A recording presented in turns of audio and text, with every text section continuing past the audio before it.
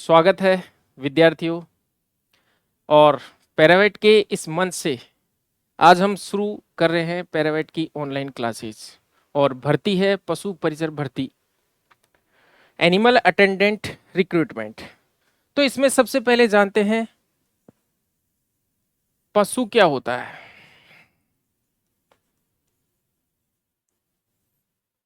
Animal, देखिए animal word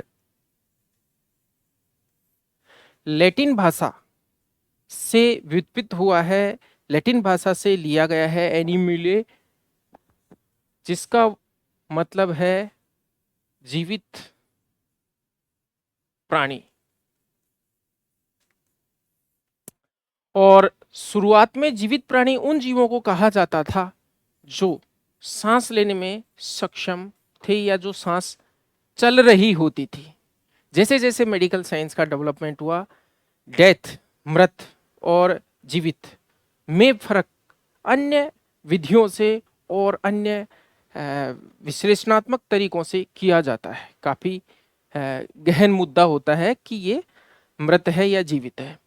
तो जब इतना विज्ञान का विकास नहीं हुआ था तो जिसकी सांस बंद हो जाती थी उसे मृत मान लेते थे।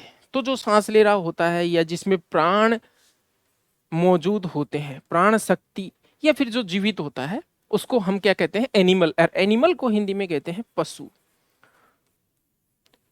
तो एनिमल अटेंडेंट है जिसका काम होगा पशुओं से संबंधित, पशुओं को हैंडलिंग से संबंधित और पशुपालन विभाग में सहायक कार्य हेतु। तो यहां पर एनिमल का मतलब हुआ पशु। अब हम देख लेते हैं जगत में दो प्रकार, बेसिक से हम शुरुआत कर रहे हैं। इस जगत में, इस दुनिया में, इस पृथ्वी पर दो प्रकार के जीव होते हैं। आपको पता होगा, बिल्कुल सिंपल सी बात है। एक तो वे जीव जो मृत होते हैं जिनको हम कहते हैं निर्जीव, जैसा कि अभी अभी हमने बात की। यानी निर्जीव जिनमें जीवन नहीं होता, और एक वो जीव जिनमें जीवन होता है, उनको बोलते हैं सजीव। और पशु का हम बेसिक से हम नॉलेज देखें तो वो एक सजीव होते हैं, जानवर या पशु। तो निर्जीव और सजीव को अंतर करने के लिए, चूंकि पशु परिचर भर्ती में 10th तक का जो सिलेबस है वो कवर होगा, इसलिए छोटी छोटी चीजों को आपको इसमें समझ करके चलना होगा बारीकियों से। तो सजीव, सजीव जो होते हैं, यानी सजीव जगत को दो भागों में बांटा गया है। हम यूं कहें सजीव जगत को दो भागों में बांटा गया है, या जीव जगत को दो भागों में बांटा गया है। समस्त प्रकार के जीव आ गए इसमें।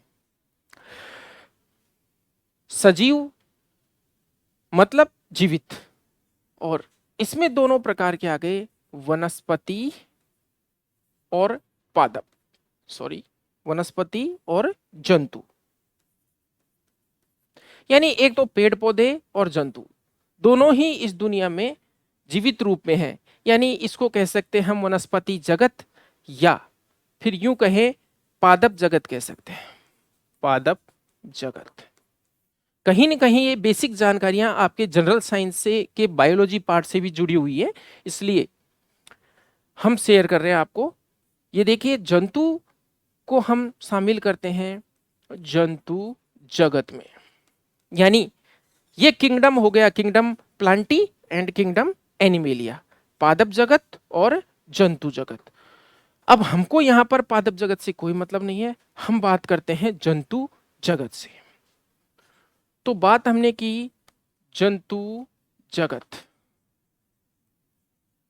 जंतु मतलब एनिमल किंगडम, एनिमल किंगडम। तो जंतु जगत में हमारे जो पशु आते हैं उनका स्थान कहां पर है? तो बेसिक से हम जानते हैं कि जंतु जगत को दो भागों में बांटा जाता है। एक तो नॉन कॉर्डेट, नॉन कॉर्डेट, ये बेसिक जानकारी आपने 6ठी से 10वीं तक ले ली होंगी। और एक कॉर्डेट। नॉन कॉर्डेट कौन होते हैं?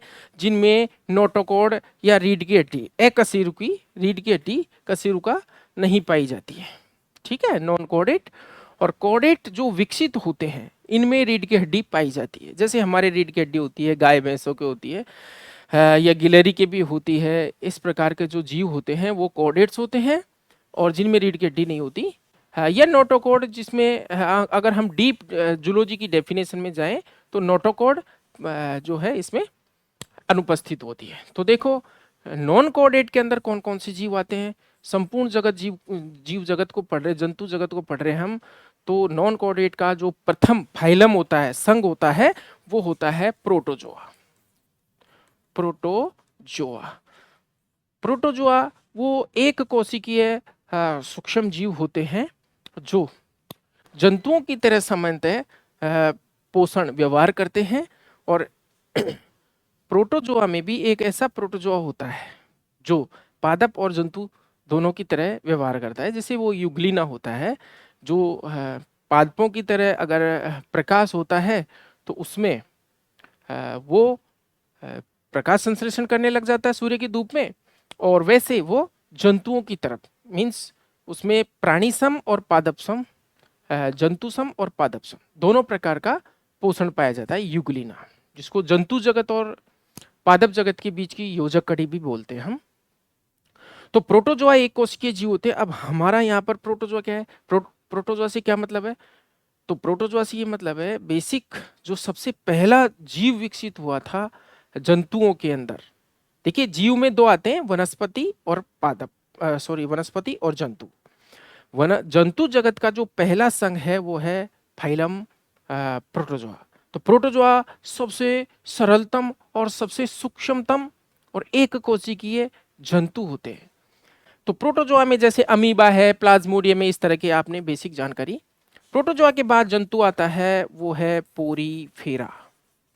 पोरीफेरा आपको पता है ज्यादातर समुद्रवासी होते हैं ये, और साइकन है, स्काइफा है, स्पंज है, ये सब इसके पोरीफेरा के उदाहरण है। ये घूमते फिरते नहीं है, एक जगह समुद्र में स्थायी रूप से रहते हैं, तो इनको बोलते हैं हम पोरीफेरा। फिर आता है एक सिलेंट्रेटा। सिलेंट्रेटा का आपने नाम सुना होगा, जैसे हाइड्रा है, हाइड्रा में इस तरह से जो स्पर्शक से निकले हुए होते हैं दंश कोशिकाएं पाई जाती हैं। तो ज्यादा डीप में नहीं जा करके आप तो ध्यान रख लेना सिलेंट्रेटा। फिर आता है प्लेटीहेल्मिन्थीज।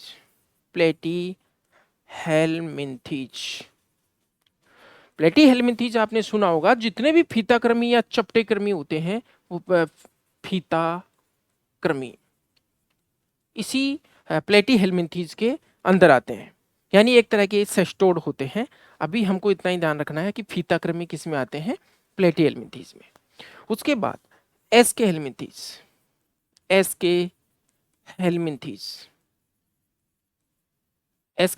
में आता है एस्केरिस। एस्केहेल्मिन्थीज के बाद इसके बाद एनेलिडा, जिसमें आता है केंचुआ। फिर आर्थ्रोपोडा में सारे कीट वर्ग आते हैं। ये जंतु जगत का सबसे बड़ा ही संघ है, सबसे बड़ा संघ है आर्थ्रोपोडा, जिनके जुड़े हुए जॉइंटेड अपेंडेजेस पाए जाते हैं। आर्थ्रोपोडा उन्हीं को बोलते हैं। जैसे मक्खी है, मच्छर है, कॉकरोच है, दीमक है, ततैया है, मधुमक्खी है, ये सब किस में आते हैं, आर्थ्रोपोड में। आर्थ्रोपोड के बाद आता है मोलस्क। और मोलस्का वाले जो जंतु होते हैं वो ज्यादातर जलीय होते हैं। उनके शरीर के ऊपर कवच पाए जाते हैं। जैसे आपने देखा होगा शंख होता है, और जो सीपी, घोंगा, यूनियो, इस तरह के जिनके ऊपर एक आवरण पाया जाता है कैल्शियम कार्बोनेट का, जो अंदर अपने शरीर को छुपाए हुआ रहता है। बजरी के अंदर आपने शंख और इस तरह की छोटी छोटी सफेद सफेद सी आकृतियां देखी होंगी, वो मोलस्कन जंतु होते हैं। मोलस्का के बाद आता है इकाइनोडर्मेटा।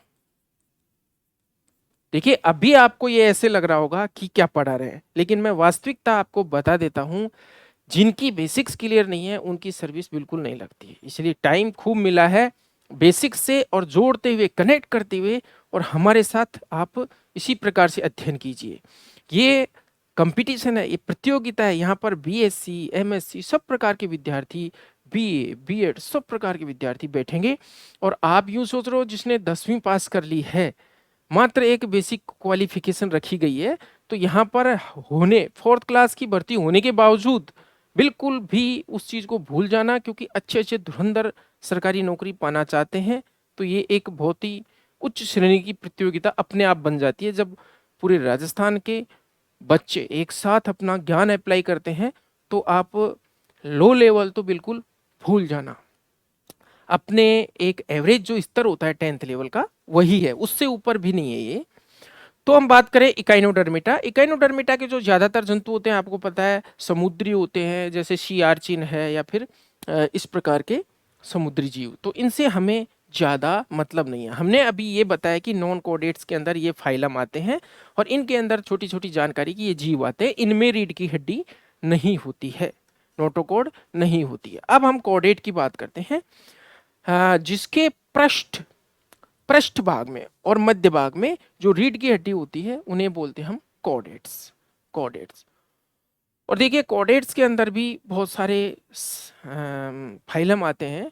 जैसे मैं बात करूं सबसे पहले इसमें कि पिशीज है, मछली वर्ग है मछली वर्ग है, पिशीज है। सारी मछलियां मछलियां भी कई प्रकार की होती है इसके अंदर, कॉन्ड्रिक थीज, ऑस्टिक थीज, बहुत सारी मछलियां होती हैं। मछली वर्ग के बाद उभयचर, उभयचर उभयचर वर्ग में आप जानते होंगे मेंढक आते हैं जो जल में भी रह सकते हैं और स्थल पर भी रह सकते हैं। इसी इसी क्रम में ये जंतु जगत का विकास हुआ है, देखते रहिएगा। उभयचर या एम्फीबिया के बाद आता है रेप्टिलिया। रेप्टिलिया यानी जो रेंग कर चलने वाले जो पशु या जो जानवर होते हैं उनको बोलते हैं हम रेप्टिलिया। उसके बाद इन्हीं से पक्षियों का विकास हुआ, जिसको बोलते हैं हम एवीज वर्ग यानी पक्षी वर्ग, देखिए। और उसके बाद आता है मैमल यानी स्तनधारी वर्ग, स्तनधारी वर्ग। तो हमने फिर से जो कार्डेट जो है, कार्डेट्स को हमने इस प्रकार से 5 भागों में हमने डिवाइड किया, पिशीज, एम्फीबिया, रेप्टिलिया, एवीज और मेमेलिया। ध्यान दीजिएगा सब में रीढ़ की हड्डी है, मछली में भी है, मेंढक में भी है, सांप में और रेंगने वाले अन्य जैसे मगरमच्छ है, क्रोकोडाइल, और घड़ियाल है, इस प्रकार के गौरैया है, इस प्रकार के जो रेंगने वाले रेप्टाइल्स हैं उनके अंदर। और रेप्टाइल्स में तो राज किया है डायनासोर ने। आपने कुछ मूवीज में या पुरानी चीज़ों में की बुक में पढ़ा होगा, डायनासोर रेप्टिलिया से ही थे, काफ़ी विकसित थे। और रेप्टिलिया से विकास हुआ है एवीज का यानी पक्षियों का, जो रेंगने वाले जंतु हैं उनसे विकसित हुए हैं पक्षी, बर्ड्स। और पक्षियों से फिर स्तनधारियों का विकास हुआ है। तो हम यहाँ पर पहुंच चुके हैं स्तनधारी, और स्तनधारी में भी बहुत सारे उपवर्ग गण इस प्रकार से आते हैं। तो खुर वाले या फिर जैसे रोडेंसिया है जिसमें आता है चूहा आता है। तो इस स्तनधारी में ही पशु शामिल होते हैं। तो हम इस पशु को हम जस्टिफाई करें कि वास्तव में पशु क्या होता है, बात यहीं से चली थी हमारी कि पशु होता क्या है। तो देखिए पशु की जो मीनिंग है, ऐसा जंतु या ऐसा जीव जिसके शरीर पर रोम हो, जिसके शरीर पर रोम लोम, रोम के साथ वो चौपाया हो, चौपाया हो, और यानी 4 पैरों, यानी टेट्रापोडा के अंदर वो आता हो। 4 पैर मतलब टेट्रापोडा, और चौपाया होने के साथ इस चौपाया में इसके शरीर का जो वजन है वो इसके चारों पैरों पर हो, तो इसको हम पशु बोलेंगे। चौपाया यानी शरीर का संपूर्ण वजन, संपूर्ण भार जो है किस पर हो, पैरों पर हो, पैरों पर हो। साथ में इसके पूंछ भी हो। तो रोम लोम इस तरह का जो ये है, ये लेटरल जो पुरानी एक परिभाषा है कि वास्तव में हम पशु किसे कहें। तो यहाँ आप गौर कर सकते हैं कि जो छिपकली होती है उसके भी 4 पैर होते हैं, लेकिन हम उसको पशु नहीं कह सकते। या जो गौरैया होता है या घड़ियाल, मगरमच्छ, इस तरह के जो जीव होते हैं इनको हम पशु नहीं कह सकते। बेसिक डिफरेंस है। क्यों नहीं कह सकते? क्योंकि उनका शरीर का जो भार है वो पैरों पर पूरा नहीं होता, वो रेंग कर चलते हैं। यानी इस पशु में कौन कौन शामिल नहीं आते? एक तो इसमें मछली नहीं आती जो तैरती हैं, यानी मछलियां इसमें नहीं आती, पशु में नहीं आती। इसमें और कौन नहीं आता, कौन शामिल नहीं होता? इसमें जो भी रेंग कर चलते हैं या उछल कर चलते हैं, रेंग कर चलने वाले या फिर उड़ने वाले जो जीव, इसके अलावा मानव भी नहीं आता, ये नहीं आते पशु में। तो ध्यान दीजिएगा, जो पीसीज हैं, मछलियां हैं, या फिर जो रेप्टाइल्स हैं, या फिर एवीज हैं, और फिर जो विकसित गण है प्राइमेट्स और प्राइमेट्स में भी हम होमोसेपियंस इसमें शामिल नहीं होते, लेकिन बंदर होते हैं। तो देखिए पशु में कौन कौन शामिल होता है। अब एग्जाम्पल से हम समझ जाएंगे पूरी तरह से कि पशु में क्या क्या शामिल होता है। पशु में शामिल होता है जितने चौपाई जानवर होते हैं, जैसे हम शुरुआत करते हैं गाय, भैंस, भेड़, बकरी, घोड़ा, कुत्ता, हिरण, जिराफ, हाथी। अब आप समझ गए होंगे, लोमड़ी, चाहे वो जंगली हो, चाहे वो जुगाली करता हो, चाहे वो जुगाली नहीं करता हो, चाहे वो मांसाहारी हो, ये लो, चाहे वो ये कुत्ता सरवारी होता है। तो इस तरह से क्या है, ये एनिमल होता है। अब हम पशु को हम वर्गीकृत कर चुके हैं, एक बेसिक सी हमने आइडिया ले लिया है। अब हम आगे पढ़ते हैं इसमें कि वास्तव में हम पशु को पढ़ेंगे तो किस प्रकार की परिभाषाएं, हम इसमें बेसिक जो है सामान्य परिचय है पशुपालन का, वो हम कर रहे हैं। तो देखिए, अगर हम पशु को वर्गीकृत करते हैं किसके आधार पर? उनके आमाशय के आधार पर। आमाशय आप जानते होंगे, आमाशय का मतलब होता है स्टमक, और स्टमक का मतलब होता है पेट। तो पेट के हिसाब से हम बांटे पशुओं को। तो बेसिक आइडिया आपको होगा, एक तो हम इसको बांटते हैं पशु को रोमांथी। रोमांथी का मतलब होता है जो जुगाली करते हैं, लेकिन ये जुगाली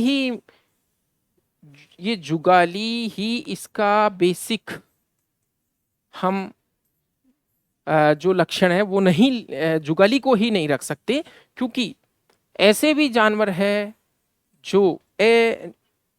जो रोमांथी नहीं है फिर भी क्या है, वो जुगाली करते हैं। तो उनको बोलते हैं कूट, यानी आभासी या शूडो या फाल्स रोमांथी। यानी कूट रोमांथी ये भी क्या करते हैं, जुगाली करते हैं, रूमिनेशन करते हैं। रूमिनेशन जो शब्द है, इसमें भी रूमिनेर से बना हुआ है ये वर्ड। और रूमिनेर का मतलब वापस से चबाना मतलब ये जानवर भोजन को मुंह में लेते हैं, जल्दी जल्दी में खाते हैं, चरते हैं, और चरने के बाद इसको निगल लेते हैं, मतलब प्रीहेंशन कर लेते हैं। यानी मुख के अंदर जो चबाते हैं, सॉफ्ट बनाते हैं, निगलने लायक बनाते हैं, उसको बोलस कहते हैं। बस निगलने लायक बना करके उसे फटाफट ये निगल लेते हैं। और निगलने के बाद चूंकि वो अच्छी तरह से उसका जो है मेस्टिकेशन नहीं हुआ, उसको अच्छी तरह से चबाए नहीं, तो उसका सतह क्षेत्रफल है वो कम रह जाता है, अच्छे से वो चबाया गया नहीं है, तो अच्छे से पाचन भी नहीं होगा। तो इसका अच्छा पाचन करने के लिए इसे वापस मुंह में ला करके फिर से चबा कर फिर निगलते हैं, बैठे बैठे आराम से, आपने देखा होगा। तो उसको हम बोलते हैं जुगाली।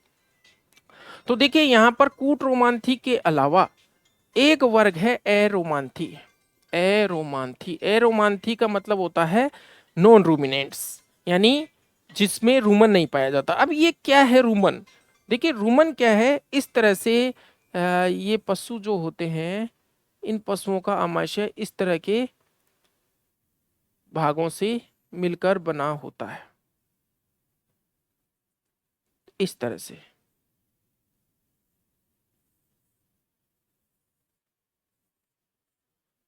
तो ये ग्रासनाल होगी, ये ग्रासनाल है और यहाँ से भोजन लिया जाता है और ये भोजन जस्ट लेते ही जस्ट नीचे गिरता है, इसको हम बोलते हैं रेटिकुलम। देखिए कुछ टेक